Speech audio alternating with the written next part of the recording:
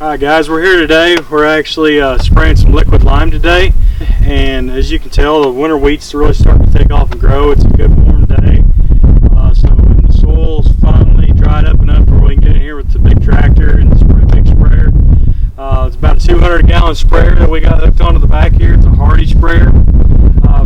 For those of you that are interested in that, it's kind of just, there's a big fan out the back side, as you can see in the video. Sprays about 15-20 foot on each side of the tractor, get a good coverage and get a field done pretty quick. At the same time, that's why we like it so much. With the what we're doing is actually some liquid lime. We use Agritech liquid lime is what we've been using. For us, it works really well. It doesn't separate. That's a lot of times, that's, from what I understand, that's a big problem for the liquid lime, is as it's separating. So we don't have that problem with Agritech's, the type of calcium that they use in their liquid lime. It doesn't separate and to where you got to stir it up or anything. It's pretty well set to go when you put it into your 1 gallon measuring or your 5 gallon buckets or whatever. It's mixed good still from the day that you get it to, you know, weeks or months later. So that's why we like to use it. It seems to have done a really good job. We did some testing on it last year in the breeding pens that we have, and the grass in those pens literally just went nuts. And we're talking in under shade underneath the trees is where we were using it, because we couldn't really pull a regular spreader through there. So for you food plot guys, that's a huge advantage, because if you guys got problems with getting into your food plots because you don't have the best access into there, we've even sprayed it with just a Femco sprayer. You know, you can spray, you know, 2 gallons with 15 to 30 gallons of water. I think it's 1 gallon of liquid lime for every 15 gallons of water. So you can go in there and you can spray, you know, a 2-acre food plot with 1 tank. If you got a 60-gallon tank, you know, it's real quick. It's easy. We like to spray about 2 to 3 gallon per acre. That seems to adjust the pH by at least a point normally.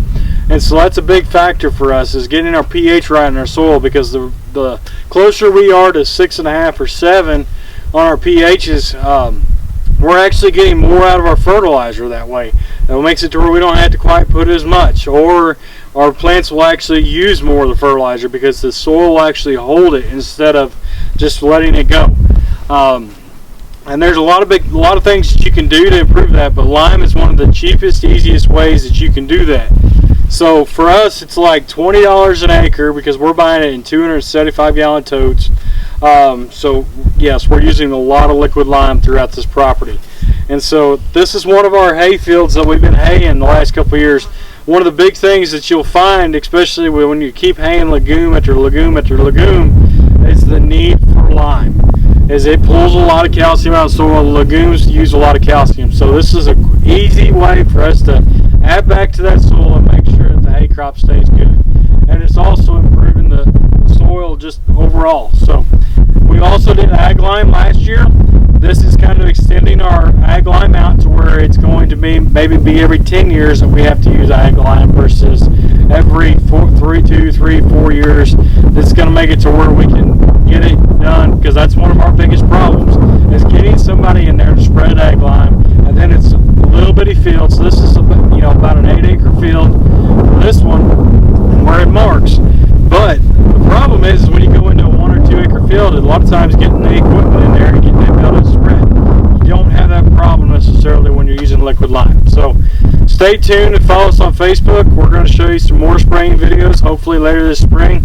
We're waiting on some chemical that we're going to spray the clover food plots with. So stay tuned and follow us, and we'll show you some more interesting things that you guys can use for your own food plots.